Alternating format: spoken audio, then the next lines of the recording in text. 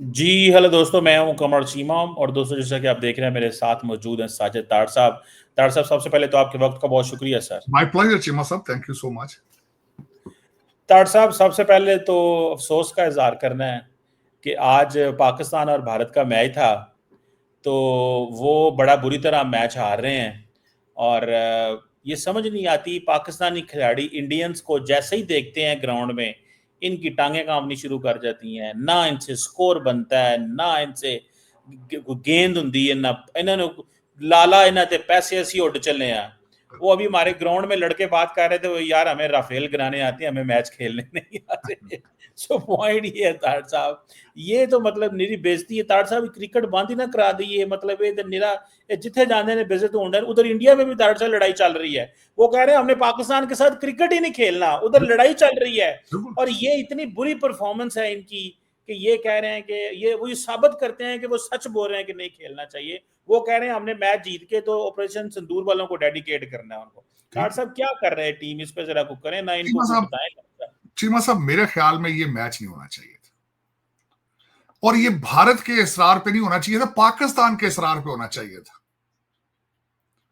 ये जो बच्चे वहां क्रिकेट खेल रहे हैं, क्या इनको ऑपरेशन सिंदूर के स्पेलिंग नहीं आते इनको? कि ऑपरेशन सिंदूर जारी है और तुम खेल रहे हो। लेकिन दूसरी साइड पे रुपयों की, डॉलरों की भी जरूरत थी, इनको नहीं, दूसरी साइड वालों को।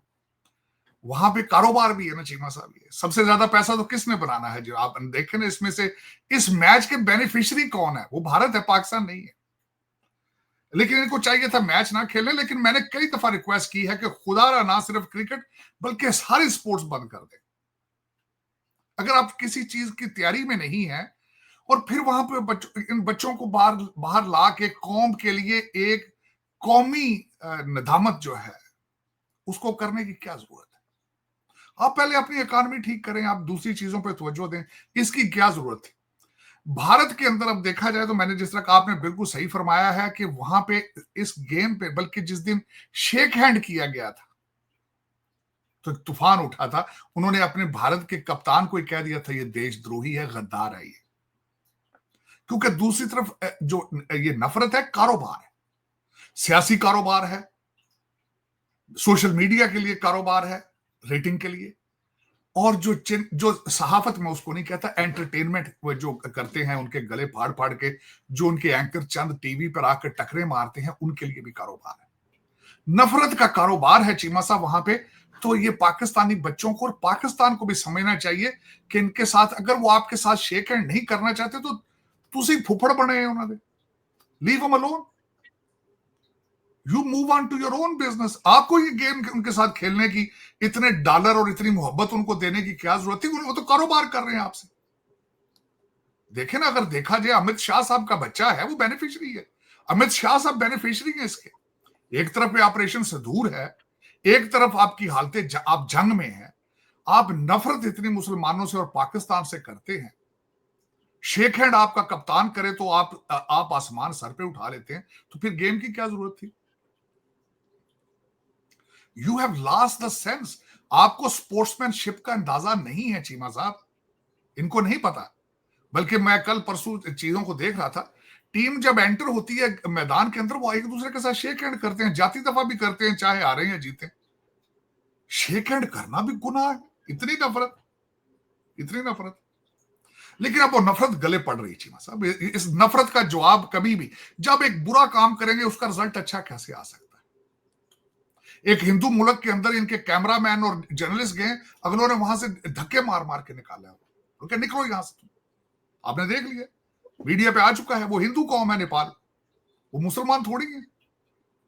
उनके तो मोल कोई रिश्तेदार नहीं है, उनका क्या तल्लक है? वो तो खुद मूर्ति पूजा करते हैं, वो भी आपको देख के खुश नहीं है, क्योंकि नफरत का कारोबार है।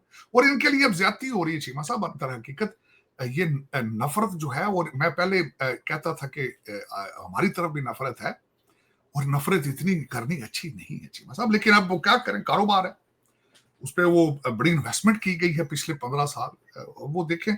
लेकिन ये मैच जो है, ये मैच नहीं होना चाहिए था।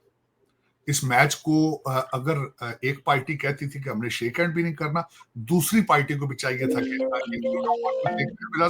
हमारी तरफ से भी माजरत है। लेकिन चले, ये ट्रैप में आए हैं, उनके कारोबार का हिस्सा बने हैं। लेकिन इनको भी चाहिए था, मेरी रिक्वेस्ट है, मैंने बड़ी दफा रिक्वेस्ट की कि कौम का पैसा बचाएं। इन बच्चों के ये जो चंद बच्चे आपने रखे सिफारिशी, ये स्पोर्ट्समैन नहीं है, सिफारिशी है। मैंने आपको कहा था, मैंने खुद अपनी आंखों से यहाँ पे न्यू जर्सी के एक मैदान के अंदर 300 पाउंड का बच्चा खिलाड़ी देखा था, जिसको खुद नहीं पता था कि वो क्या कर रहा है। उसने कहा अब्बू जी के दोस्त हैं, उन्होंने मुझे रख लिया टीम में। तो इस तरह के बच्चों पे कौम का टिकट जाया ना करें आप। रेसलिंग के बच्चों से क्रिकेट ना खिलवाया करें। तो ये माफी दें, अपनी कौम को माफी दें। और इस जो आपकी नेशनल जिल्लत है, इससे आज पाकिस्तान, देखें दो चीजें, आज पाकिस्तान जो है इलेक्शन ये हारेगा गेम, तकलीफ में जाएगा, तकलीफ में जाएगा। क्या जरूरत है, क्या जरूरत है। अब दूसरी तरफ से गेम ये थी चीमा साहब, बड़ा दूसरी साइड पे तो इतने इतने बड़े फिलासफर बैठे हैं टीवी चैनलों पे भारत के अंदर, बड़ा बड़ा आइंस्टाइन बैठा है, बड़ा बड़ा हेनरी किसिंजर बैठा है। चीमा साहब उन्होंने कहा था कि अगर हम हार गए तो हम कहेंगे भी हमने तो बाइकाट कर रखा था, अगर जीत गए तो उसको ओन कर लेंगे, हमने बदला ले लिया है, हमने जो वो 6 जो राफेल हैं उनका बदला ले लिया है। देखिए ना कितनी, वो तो पॉलिटिक्स खेलते हैं। अगर हार गए तो कहें भी हमने तो बाइकाट कर रखा था, हमारा तो ऑपरेशन सिंदूर चल रहा है, हम तो क्यों खेला इन्होंने, हम तो इनको डिसोन करेंगे, अगर जीत गए तो ओन कर लेंगे, अगर हार गए। लेकिन दोनों गेम्स के अंदर पैसे हम खूब बनाएंगे। क्रिकेट पे पैसे बना रहे हैं, लेकिन जो टैरिफ में पैसे जा रहे हैं उसका क्या करेंगे। जो अमेरिका के साथ दुश्मनी लगी इस वक्त, जो भारत चाइना भाई भाई हो चुके हैं 6 राफेल गिराने वाली टेक्नोलॉजी के साथ, उसका क्या बनेगा भाई। उधर भी तो डॉलरों का नुकसान हो रहा है, फैक्ट्रियां बंद हो रही हैं। आर्टिफिशियल इंटेलिजेंस के बच्चे जो इस वक्त यहां से बेरोजगार होंगे, यहां से जो वापस भारत जा रहे हैं, उनको पकौड़ों की दुकानें बना के देंगे आप, क्या करेंगे भाई वो। उधर आपकी तवज्जो नहीं है, उधर कोई तवज्जो नहीं। चले, लेकिन इस वक्त अगर आप देखें तो यहां पे क्रिकेट का मैच वॉशिंगटन डीसी में भी हो रहा है। यूरोपियन यूनियन को भी कह दिया है डोनाल्ड ट्रंप साहब ने, बल्कि नेटो को कह दिया है कि आप टैरिफ लगाएं, रशिया से तेल लेना बंद करें, चाइना के ऊपर भी टैरिफ लगाएं। तो ये इस क्रिकेट मैच का भी रिजल्ट जो है वो कहीं ना कहीं निकल रहा है, उसमें नुकसान पैसों का आपका होगा। फ्यूचर के लिए तैयार रहना चाहिए। जब तक रशिया से तेल लेना ये बंद नहीं कराएंगे मार्को रूबियो और सारे मिलके, तब तक वो सांस नहीं लेंगे। और जब रशिया से तेल लेना बंद करेंगे और उसके बाद इन्फ्लेशन का एक तूफान आएगा। अमेरिका शायद आपके साथ तिजारत शुरू कर दे, लेकिन एक इन्फ्लेशन का तूफान वहां पे जरूर आएगा। लेकिन चीमा साहब, मेरा ख्याल है, मैं तो खैर जाती तौर पे छोड़े, मैंने तो ये छोड़ ही दिया है। जो अमन की आशा का प्रचार मैंने शुरू कर रखा था, मैंने उस आशा को बंद कर दिया है। मैंने रियलाइज कर लिया है 10 मई को कि I am a Pakistani regardless what happened, and if they want to see the murder and blood of us, we should not talk to them at all. मैं उनको खून और मारने की बात तो नहीं करूंगा, लेकिन मैक्सिमम मैं ये कर सकता हूं कि उनसे माफी मांग लूं कि पाजान, यू आर विश्व गुरु बट नॉट माई विश्व गुरु, you welcome to the world. Preach करें उनको मैं, लेकिन I won't be able to आपको दोबारा अमन की और पीस का मशवरा मैं नहीं दूंगा, क्योंकि you have gone far beyond in hatred. आप दुनिया से बाइकाट कर रहे हैं। आप कहते हैं जी आप बहुत आगे हैं, आप रशिया करना चाहिए, आपको जरूरत नहीं है, आपको अमेरिका की कोई जरूरत नहीं है, आपको चाइना की कोई जरूरत नहीं है, नेपाल, बर्मा, बांग्लादेश, किसी की जरूरत नहीं है। तो ठीक है, एंजॉय योरसेल्फ। लेकिन तार साहब, आज मौका नहीं था कि आज पाकिस्तान अगर जंग में जीता था तो मैदान में भी जीता, तो हमें अपनी भी नहीं, हमारी जीत किस तरह जाता है चीमा साहब, टांग फेरनी चाहिए ना, अपनी मर्जी थले भी टांग फेरनी चाहिए। चीमा साहब, मोहसिन नकवी साहब को पता नहीं कि किस तरह की लंगड़ी लूली टीम ये लेके साथ जा रहे हैं, जो हर दफा मैच हारती है, हर एक किसी से हारती है। तो इस मैच की क्या जरूरत। मैच क्या होता है, जो टीमें एक दूसरे के कुछ ना कुछ बराबर सिमिलैरिटीज हो, उनके साथ मैच होता है। चीमा साहब, आप मुझे ये बकरी और ऊंट का कभी मैच देखा आपने? आपने कभी देखा है कि आप घोड़े का हाथी के साथ मैच करा दें आप? तो क्या जरूरत थी भाई, अपनी कौम को अजियत देने की क्या जरूरत थी भाई? और वो तो खुद कहते थे हम तुम्हारे साथ जंग में हैं, हालते जंग में। आपके पास तो पहले ही जवाब मौजूद था भाई, हम तो ऑपरेशन सिंदूर के दरमियान हम नहीं खेल सकते, हम तो जंग में, we are in a state of war. और जब पता हो कि हमारी टीम इस सलाहियत की नहीं है, तो ये नेशनल ह्यूमिलिएशन की जरूरत क्या थी इस तकलीफ की? आपको इस वक्त जरूरत थी बेइज्जती कराने की? मेरा ये क्वेश्चन है। और मैं बड़ी दफा कहा चीमा साहब, ये नहीं सिर्फ आप हॉकी में दूसरे देखें, दो चीजें आपके, अगर वहां पे ग्राउंड मौजूद नहीं है, प्ले ग्राउंड, आप जब तक आपके पास कोचेज मौजूद नहीं है प्रॉपर, तो ये करने की क्या जरूरत है भाई, तकलीफ देने की, कौम को बार बार जूते मरवाने, नेशनल ह्यूमिलिएशन देनी, इसकी कोई जरूरत थी इसकी? ये मेरा क्वेश्चन है। ये बार बार एक्सरसाइज कौम को परेशान करना, अजियत देना, और फिर उनका तो कारोबार है ना भाई, उनका नफरत भी कारोबार है। और आज क्रिकेट के अंदर खेल के भी उन्होंने टिकटें तो कहते हैं सारी नहीं बिकी, क्योंकि लोग अब डरते हैं इनके मैचों में जाने से। वो कहते हैं कि ये बदतमीजी का तूफान है, क्या पता वहां पे कुर्सियों से लड़ पड़े एक दूसरे के साथ। अब टिकट भी नहीं बिके, 100% टिकट नहीं बिके थे, मैं पढ़ रहा था, बीबीसी के ऊपर आया बल्कि टिकट नहीं बिके। लेकिन ये चाहिए था ना हमारे जो लीडरान है कि वो इस तरह की ये इनको लेके जहाजों पे चढ़ के ना निकला करेंगे, कि वो इतना टाइम कौम का पैसा जाया करते हैं। भारत ने तो पैसा बनाना था, तो वो तो देखे ना, हालते जंग में भी लड़ रहे हैं पैसा कमाने के लिए, वो तो ठीक है, उन्हें तो सूट करता है, आपको सूट नहीं करता। आज शाम को मेरा मकसद जिस तरीके से आपने अपनी कौम को अजियत दी है, तो उसकी क्या जरूरत थी भाई? चले, लेकिन ये फिर फैसले को एक काम नहीं है चीमा साहब, हम पहले कौन सी चीजें ज्यादा सोच के साथ चलते हैं, किस तरह आगे जाते हैं। पहले भी इस तरह ही हमारे डिपार्टमेंट आपके देखे ना, इस वक्त जज देख लें, आप जुडिशरी देख लें, वो हाइब्रिड सिस्टम के खिलाफ है, कहते हैं जी आमरीयत चल रही, तो रिजाइन दो भाई, रिजाइन देकर घर चले जाओ। झंडे वाली गाड़ियां एंजॉय करते हो, पैहे पैहे सारे वो एंजॉय करते हो, लेकिन कि हाइब्रिड सिस्टम है, आमरीयत है, हाय कहते मुर्शिद साहब को आज बीट जूस नहीं दिया, उनकी मसाज आज नहीं हुई, चले जजों को चले जाके देख कर आते हैं, अडियाला जेल जाते हैं, ऑल एक्शन लड़ रहे हो रिजाइन करके यार, पीटीआई ज्वाइन करो, अडियाला जेल के सामने रोजाना जलसा करो, पर ये कुर्सियां छोड़ो, ये झंडे वाली गाड़ियां छोड़ो, ये क्या कौम को तुमने ड्रामा टोपी ड्रामा बनाया? वो दूसरा मैं बस जीमा साहब, एक बात हो तो बताया जाए, क्रिकेट का फील्ड ही नहीं है, और कई फील्ड्स के अंदर आपकी चीजें ठीक होने वाली हैं, लेकिन पता नहीं क्यों नहीं हो रही है, क्या वजह है? होगी, लेकिन होंगे, लेकिन टाइम स्लो है, गलत हो रहा है। मैंने, हमारे आर्मी चीफ साहब ये कहते हैं कि तरक्की की तरफ हमने जाना है, इसमें कोई शक नहीं है, हमें कोई नहीं रोक सकता, लेकिन थोड़ी स्पीड स्लो है मेरे ख्याल में, जो मेरा मेरा अंदाजा है।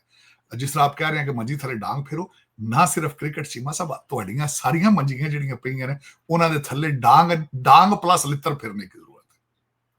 डांग फेर के थले बैठे ना चट्ठे दूजे जेडे अगे पीछे, उन डांग फेर के बाहर निकाल के फिर उसके साथ ना डील करने की जरूरत है।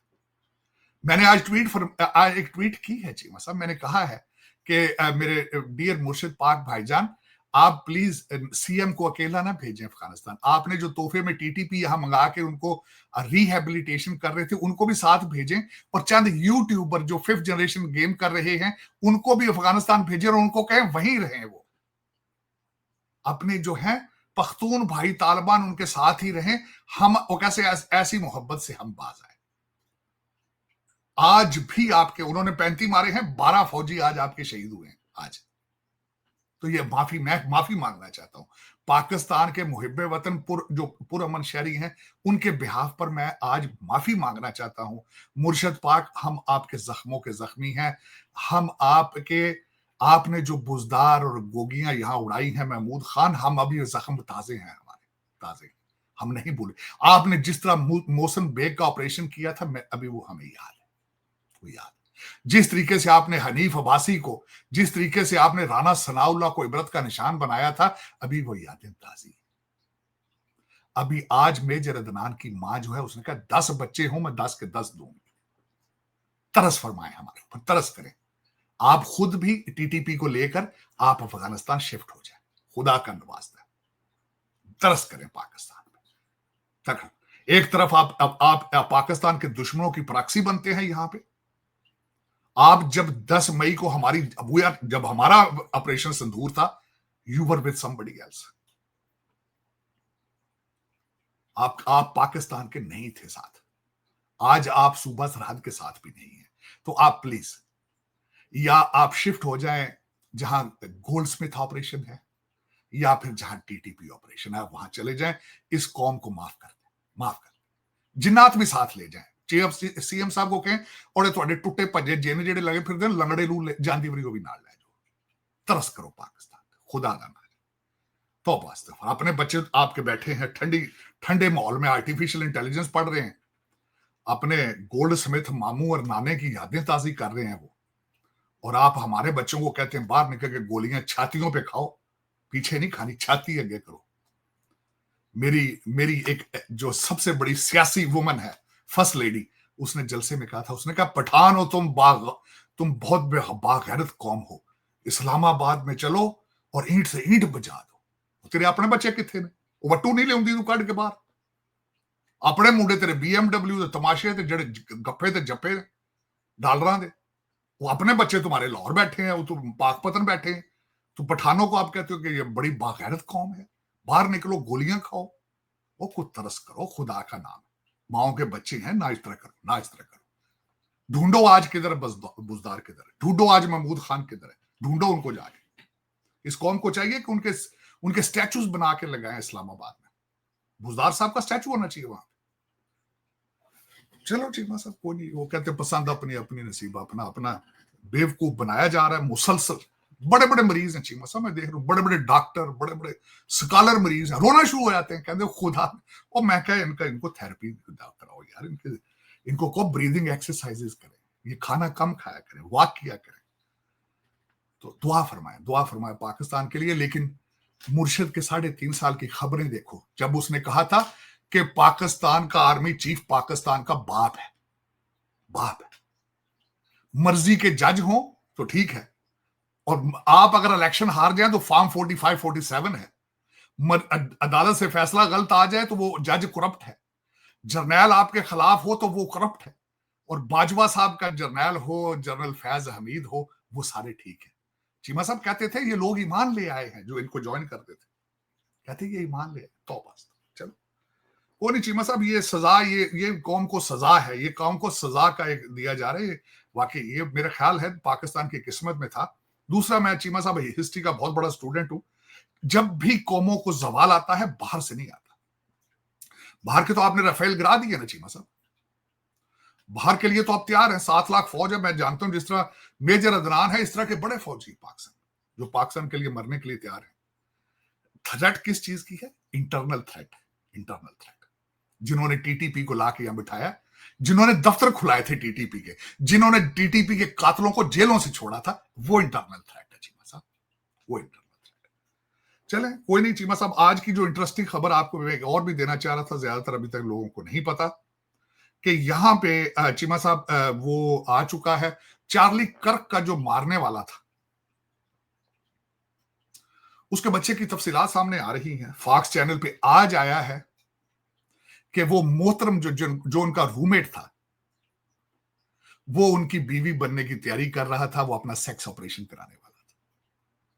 ओबामा साहब ने जो प्रचार कर रखा था चीमा साहब, ओबामा साहब के तोहफों में तोहफा ये भी है, उनके तोहफों उस 12 साल के दौर के अंदर गेज, लिस्बियन और आपका स्किन कलर वाज मैरिड। तो वो बच्चा उसका रूममेट था, उसके साथ बीवी उसकी बनने की तैयारी की जा रही थी, हार्मोन थेरेपी उसकी हो रही थी, और वो तैयारी कर रहा था सेक्स चेंज ऑपरेशन की। ये सिर्फ आपके खिलाफ ही 5th जनरेशन वार नहीं है, वहां पे आप ही जन्नात के वहां पे जो है आप मुतासरीन नहीं है, अमेरिका के अंदर भी इस तरह हो रहा है चीमा साहब। ये आज की खबर यहां पे। दूसरी, आप कतर की आपने बात की है चीमा साहब, अभी तक यहां पे बासगश्त है, चल रही है कि क्या हुआ। उसमें सबसे ज्यादा मुतनाज़ा जो चीज है चीमा साहब, इजराइल है। वो तो कहता है मैं, जिस तरह आपके मोदी साहब कहते हैं कि मैं हर घर के अंदर घुस के मारूंगा, हर पाकिस्तानी का मैं खून देखना चाहता हूं, और ऑपरेशन सिंदूर अगले 150 साल चलेगा जब तक कोई भी मुसलमान जिंदा है पाकिस्तान में।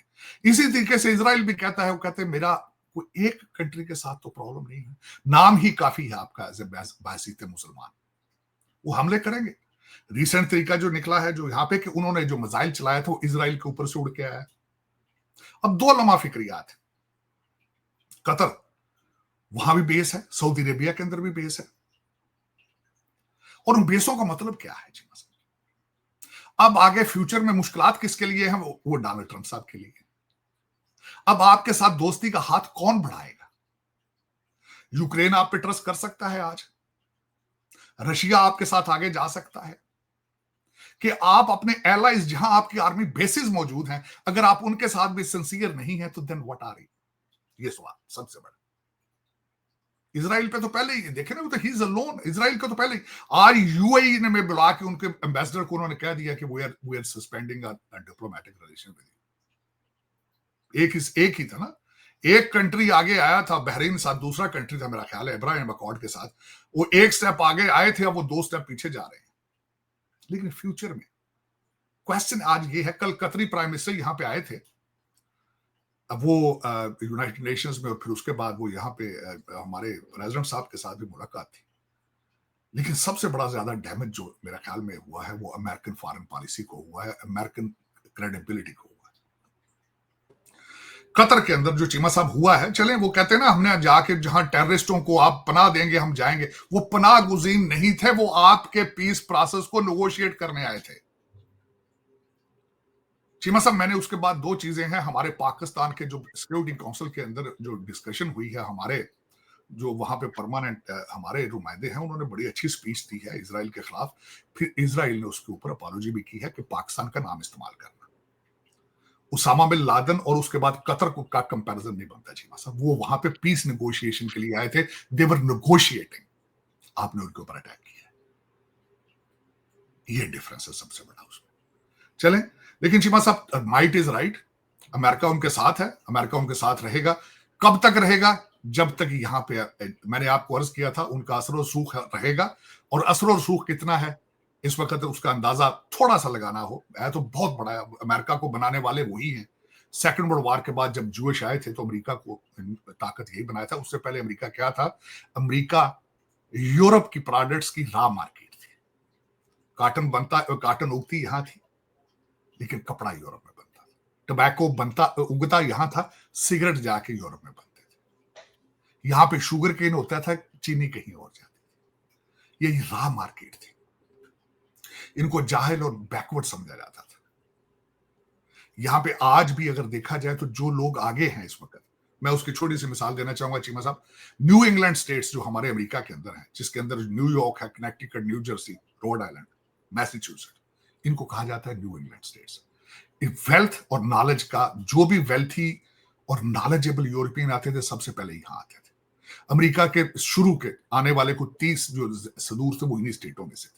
पैसा भी था उनके पास। मैसेच्यूसेट्स में सबसे ज्यादा यूनिवर्सिटीज हैं, न्यू जर्सी के अंदर यूनिवर्सिटीज हैं, रोड आइलैंड, न्यूयॉर्क के अंदर यूनिवर्सिटीज हैं। और वो लोग कौन थे? वो आपके सारे किंग और क्वीन के रिश्तेदार थे। हमारे जॉर्ज बुश साहब भी कहते हैं कि क्वीन के रिश्तेदार थे। तो चीमा साहब, उससे पहले second world war, first world war, second world war से पहले ये कुछ भी नहीं थे। बनाया किन्होंने था? जो यूरोपियन जर्मन से निकले थे, ज्यूइश, उन्होंने अमेरिका बनाया था। दे ओन इट। और उनका असर जो सबसे बड़ा, मैं एक मिसाल देने के मेरे उसमें भूल चुका था, प्रेसिडेंट साहब का दामाद ज्यूइश है, और उस दामाद का वालिद फ्रांस में आज अमेरिकन एम्बेसडर है। तो आप अंदाजा लगा लें इन्फ्लुएंस उनका इन्फ्लुएंस जो है वो बहुत ज्यादा है। और इसकी वजह ही है, उसकी वजह ये है कि पैसा और साइंस के ऊपर रिसर्च उनकी बहुत ज्यादा है, आज भी बहुत ज्यादा, बहुत ज्यादा। चीमा साहब, आपको याद होगा जिस तरीके से पेजर उन्होंने फाड़े थे, अटैक किया था। चीमा साहब, मैं हैरान हूं, अगले दिन मैं रिसर्च कर रहा था ईरान में, ईरान का आप सामने आ रही हैं चीजें। ईरान का प्रेसिडेंट जिसका हेलीकॉप्टर गिरा था, वो भी it was part of the process. जिस तरीके ने उन्होंने ईरान के साइंटिस्ट मारे हैं, आप सोच नहीं सकते। आर्टिफिशियल इंटेलिजेंस के जरिए मारे, आर्टिफिशियल इंटेलिजेंस। दूसरी कौम, जब जिस तरह मैंने अर्ज कर रहा था कि फौज है चाइना के पास कंप्यूटर प्रोग्रामर्स की, भारत के अंदर फौजें हैं, अकल कोई नहीं, क्वालिटी कोई नहीं, फोकस पैसा, पैसा पैसा। उनका फोकस कुछ और है, to rule the world, to rule the world. तो चीमा साहब, दर हकीकत जिस तरह मैंने अर्ज किया था, मिडिल ईस्ट के पास पैसा कम है इस वक्त। कतर के पास ही अंदाजा लगा लें कितना पैसा है। उन्होंने रिसेंटली डोनाल्ड ट्रंप साहब को जहाज तोहफे में दिया, सिर्फ आने की वजह से। वो जहाज वो असले के अंबार, F-16, F-18, F-35 नीचे खड़े हैं, लेकिन उड़ाना न जानते हो। 100 बच्चा हो, 18 बीवियां हो, बिल्डिंगें बड़ी बना लेने से ये चीजें नहीं आती। जंगें जज्बों से होती हैं, हथियारों से नहीं होती चीमा साहब। तो दर हकीकत ये रहेगा, क्लैश ऑफ सिविलाइजेशन रहेगा, बल्कि इस पे मजीद नए क्लैशेस आएंगे। सिलिकॉन कर्टन आ चुका है, आर्टिफिशियल इंटेलिजेंस उड़ा के रख देगी चीमा साहब, उड़ा के रख देगी। जहां आप बैठे वहां एक इंग्लिश चैनल नहीं है। जिन्नात के साथ कंट्री चलाने वाले लोगों को क्या पता आर्टिफिशियल इंटेलिजेंस क्या है? एक ऑक्सफोर्ड ग्रेजुएट प्ले बॉय मुर्शद बन चुका है।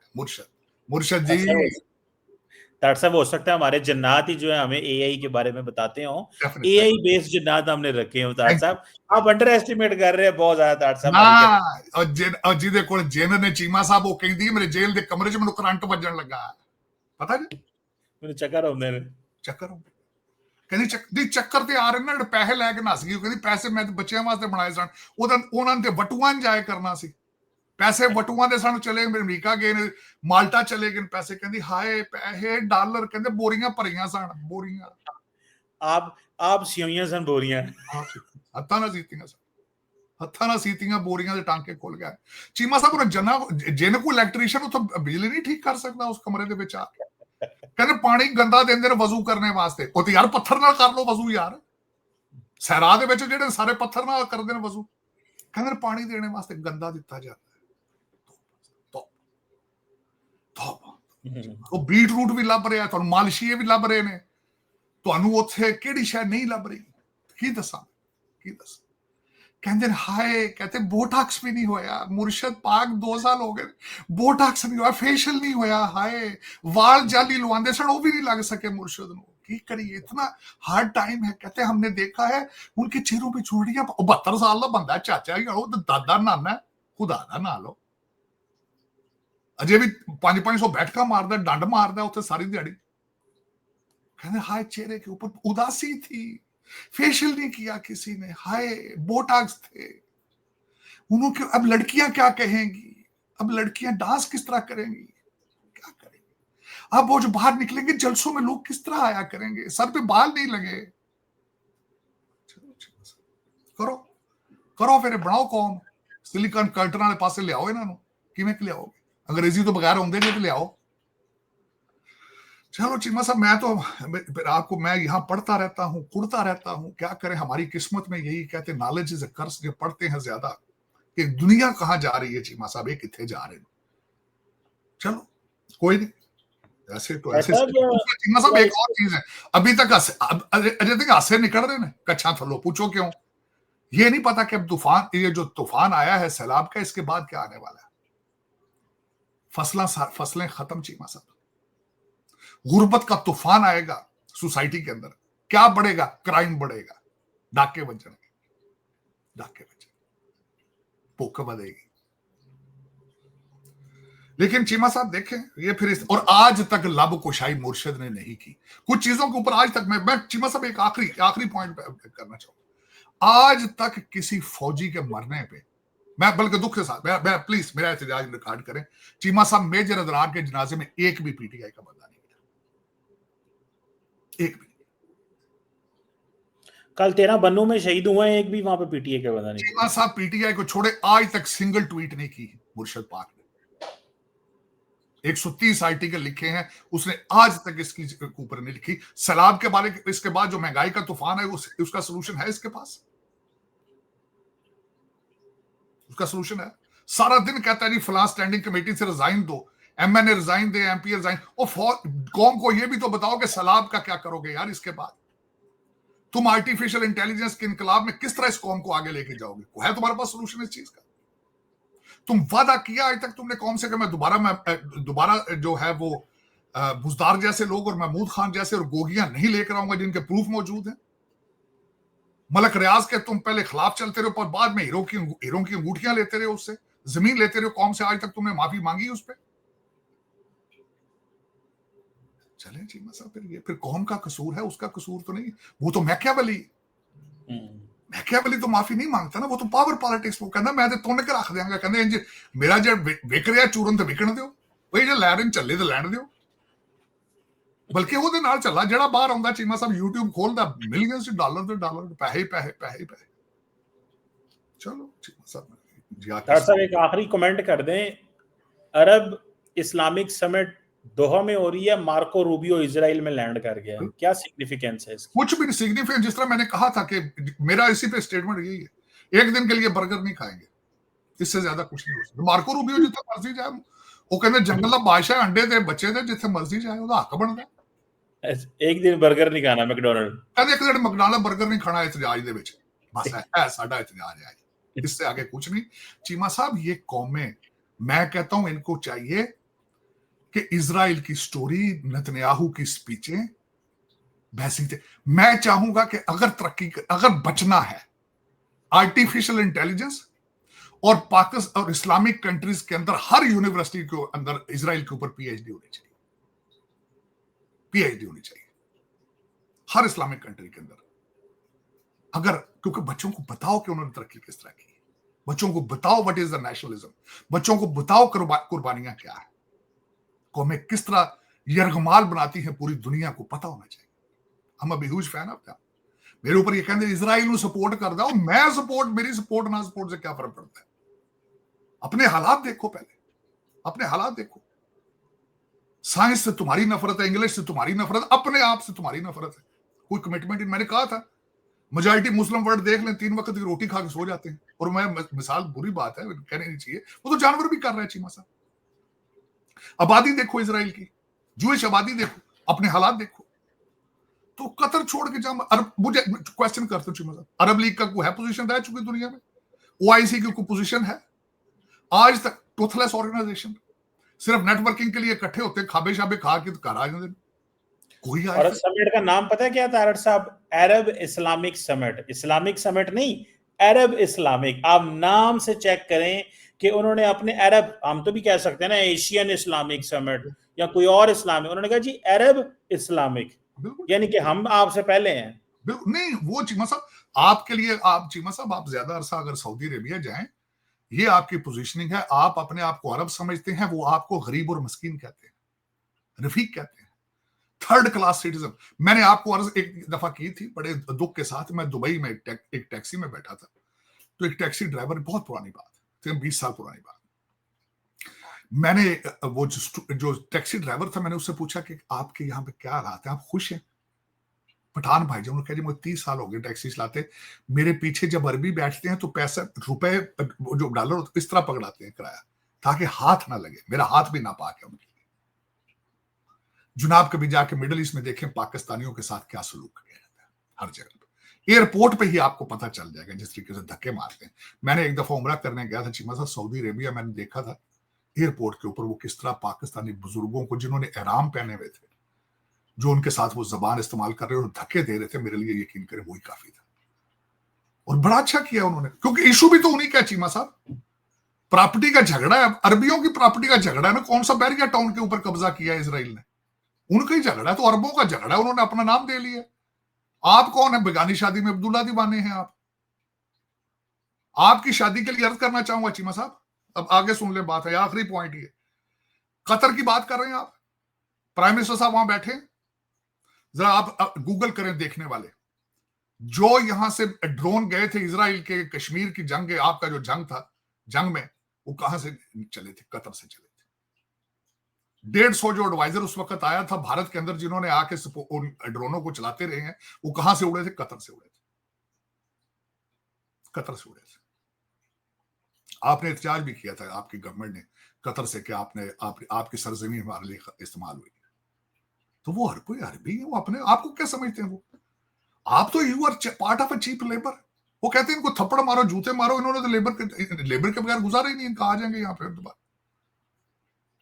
लेकिन आप हैं कि आप वो तोप पहन लेते हैं, समझते अरबी है सी, वो कपड़े और लंबी धोती बाहर इधर वहां, ये समझते अरबी, तर्जमे ना कुरान पढ़ते नहीं। लेकिन एक चीमा साहब दर हकीकत रियलिटी देखें, पाकिस्तान से मोहब्बत करना सीखें, खुदारा अगर बचना है, और बच्चियां इंग्लिश ते मैथ पढ़ाओ, और हाथ थोड़ा जाओ तुसी। आज इमरान खान के जलसे च नचन च अगर तुहाडा दिल कर रहा नचो, लेकिन वो सिर्फ एक पॉलिटिकल ओपीनियन तक रखो। औलाद दा वेखो कि शामी बच्चा घर नहीं आ रहा ते किथे किदे हथ चढ़ गया है, और बच्चे नूं पुछो आज की पढ़े इंग्लिश दा मैथ दा, तेरा फ्यूचर की है? मुर्शद के बच्चे इंग्लैंड ने बेटा जी, वो बड़े ठीक ने, वटुआ ने भी बड़े पैसे बना लेने। खुदा का नाम है, आप बच्चे से पूछे तुम क्या सीख रहे हो, तुम क्या सीख रहे हो? ये जब तक ये नहीं करेंगे, आप इंडिविजुअल बेसिस पे पाकिस्तान से मोहब्बत करना नहीं सीखेंगे, आप रगड़े खा खा के जलीलो ख्वार होंगे जहां भी होंगे। बिल्कुल सही कह रहे हैं। Thank you very much Sajid Tariq sahab, thank always pleasure talking to you sir. You.